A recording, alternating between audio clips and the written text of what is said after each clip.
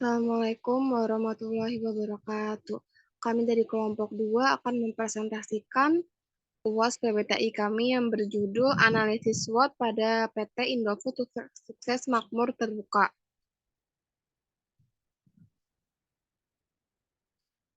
Kelompok kami terdiri dari 4 anggota, yaitu ada Tamia Juwita, Zahra Aditya Rahma, Tamsa Jana, dan saya sendiri Nuri Khairunisa Yunasifa.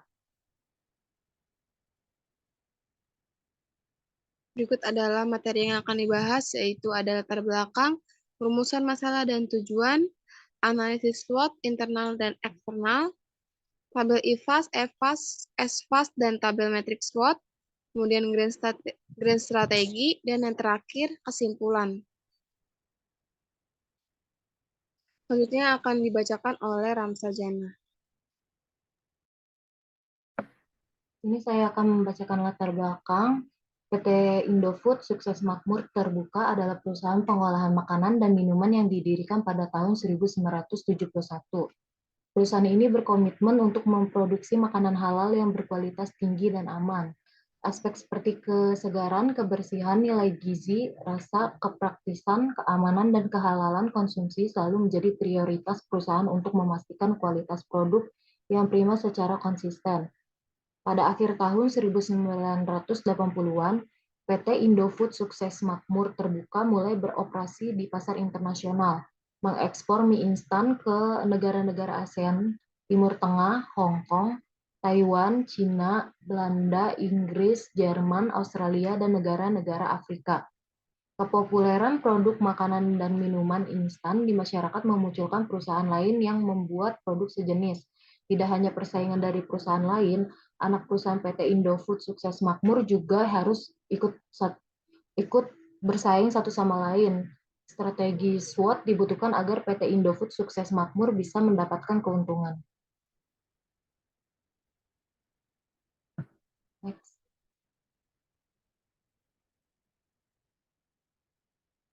Lalu di sini ada rumusan masalah, yaitu bagaimana manajemen strategi dari PT Indofood dalam menangani 4 elemen SWOT. Lalu tujuannya yaitu untuk menganalisa mengenai faktor internal, kekuatan, dan kelemahan, serta faktor eksternal, peluang, dan ancaman yang dimiliki perusahaan. Next.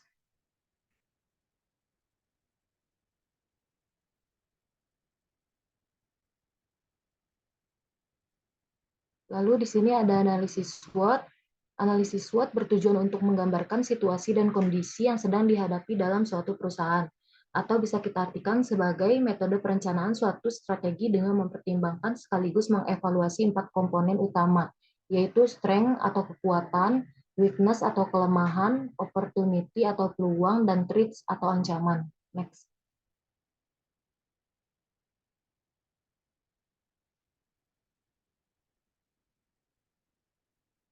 Lalu ada faktor internal, yaitu strength atau kekuatan, yaitu pilihan produk yang bervariasi, brand yang sudah terkenal, karyawan dengan SDM yang berkualitas, lalu kualitas produk yang sudah teruji, distribusi produk hingga ke pelosok negeri, dan harga produk yang terjangkau. Lalu weakness atau kelemahan, yaitu beberapa anak perusahaan memiliki produk sejenis sehingga menjadi kompetitor. Lalu biaya promosi yang besar, lalu terlalu banyak inovasi rasa, bahan baku harus diimpor dari luar negeri, dan kesulitan memenuhi permintaan pasar. Next.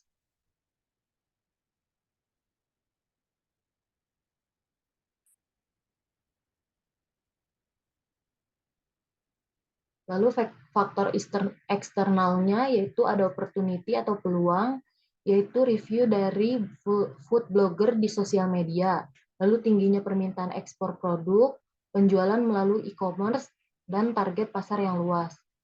Lalu ada threats atau ancaman, yaitu harga bahan baku semakin mahal, persaingan dengan perusahaan lain yang ketat, dan perubahan pola hidup di masyarakat yang mulai mengurangi makanan instan.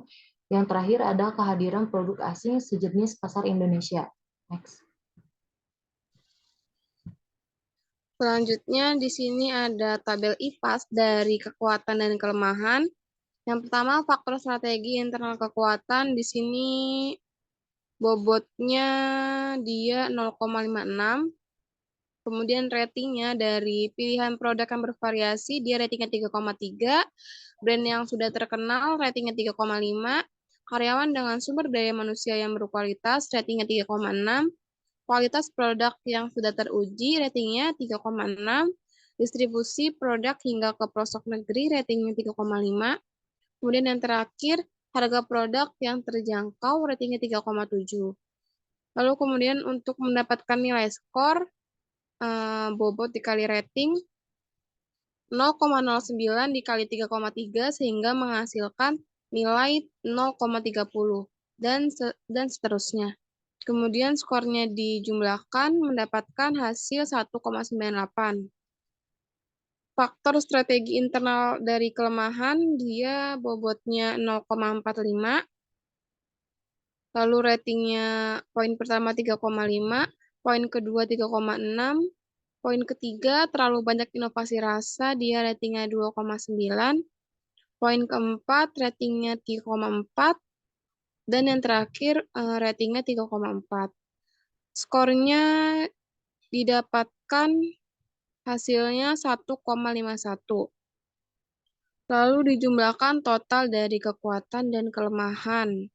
Bobotnya yaitu 1, dan skor dari kekuatan dan kelemahan 1,98 ditambah 1,51 menghasilkan nilai 3,49.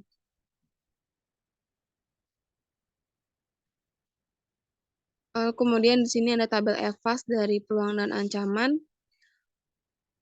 Strategi eksternal peluang, bobotnya 0,50. Ratingnya review dari food blogger di sosial media, ratingnya 3,6. Tingginya permintaan ekspor produk, ratingnya 3,5. Penjualan melalui e-commerce, ratingnya 3,4. Dan yang terakhir, target pasar yang luas, ratingnya 3,6. Lalu skornya yaitu skor dari strategi eksternal peluang 1,76.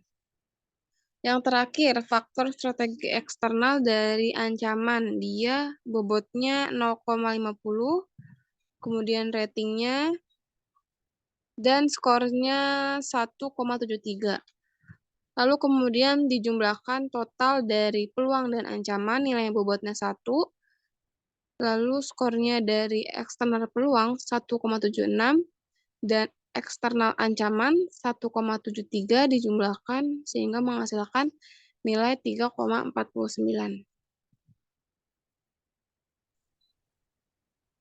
Selanjutnya ada tabel EVAS.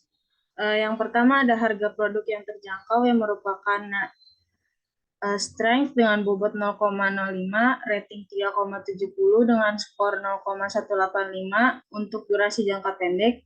Yang kedua ada kualitas produk yang sudah teruji yang merupakan strength dengan bobot 0,15, rating 3,60, skor 0,54 untuk durasi jangka panjang. Yang ketiga ada biaya promosi yang besar yang merupakan weakness dengan bobot 0,20, rating 3,60 dengan skor 0,72 untuk durasi jangka panjang. Yang keempat, ada beberapa anak perusahaan memiliki produk sejenis hingga menjadi kompetitor yang merupakan weakness dengan bobot 0,10, rating 3,50 dengan skor 0,35 untuk durasi jangka menengah. Yang kelima, ada review dari food blogger di sosial media yang merupakan opportunities dengan bobot 0,10 dengan rating 3,60 dengan skor 0,36 untuk jangka menengah. Yang keenam ada target pasar yang luas yang merupakan opportunities dengan bobot 0,10, rating 3,60 dengan skor 0,36 untuk durasi jangka menengah. Yang ketujuh ada harga bahan baku semakin mahal yang merupakan threats dengan bobot 0,15, rating 3,70, skor 0,55 untuk durasi jangka panjang. Yang terakhir ada persaingan dengan perusahaan lain yang ketat yang merupakan ancaman dengan bobot 0,15, rating 3,50 dengan skor 0,525 untuk jangka panjang. Jika bobot dijumlahkan menjadi 1 dan skor jika ditotal menjadi 3,595. Next. Selanjutnya ada tabel matrix SWOT. Jadi di sini ada hasil dari strategi dari EVAS dan IVAS. Yang pertama ada strategi SO, strength untuk mendapatkan hasil maksimal dengan dijumlah dengan opportunities. Yang pertama, menambah variasi produk untuk ekspor untuk menyesuaikan selera masyarakat di negara yang dituju. Yang kedua, melakukan promosi e-commerce dengan menyediakan diskon pada event tertentu. Yang kedua, ada strategi ST, menggunakan kekuatan untuk menekan ancaman. Yang pertama, ada memperkecil ukuran produk dan dijual dengan harga yang sama untuk menekan biaya produksi dan menjaga kualitas. Yang ketiga, ada strategi WO, yaitu menggunakan opportunities untuk menekan kelemahan. Yang pertama, ada mengurangi promosi melalui iklan TV dan beralih menggunakan sosial media. Yang kedua, menambah karyawan kontrak untuk membantu memenuhi permintaan pasar. Yang terakhir, ada strategi WT, yaitu menekan kelemahan dan ancaman. Yang pertama, membeli bahan baku dari dalam negeri. Yang kedua, menghentikan produksi varian produk atau rasa yang kurang diminati masyarakat. Next. Selanjutnya ada grand strategi. Untuk mengetahui grand strategi ini kita cari nilai sumbu X sama sumbu Y-nya. Di sini diketahui sumbu X-nya yaitu 0,47 dan sumbu Y-nya 0,03. Di sini bisa dilihat kalau nilai sumbu X sama sumbu Y-nya berada di positif, berada di kuadran 1 atau strategi agresif di antara peluang dan kekuatan. Maka PT Indofood Sukses Makmur Terbuka berada pada situasi yang menguntungkan karena memiliki peluang dan kekuatan sehingga dapat memanfaatkan peluang yang ada.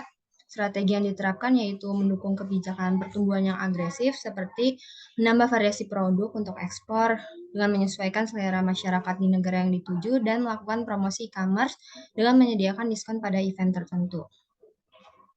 Lalu kesimpulannya dari hasil analisis SWOT dengan perhitungan IFAS dan EFAS, maka PT Indofood Sukses Makmur Terbuka berada pada posisi kuadran 1 di Grand Strategi dengan nilai faktor internalnya sebesar 3,49 dan faktor eksternalnya sebesar 3,49. Dapat disimpulkan bahwa PT Indofood Sukses Makmur Terbuka memiliki kekuatan dan peluang yang tinggi sehingga memungkinkan perusahaan untuk semakin berkembang. Sekian presentasi dari kelompok kami. Kurang lebihnya mohon maaf. Wassalamualaikum warahmatullahi wabarakatuh.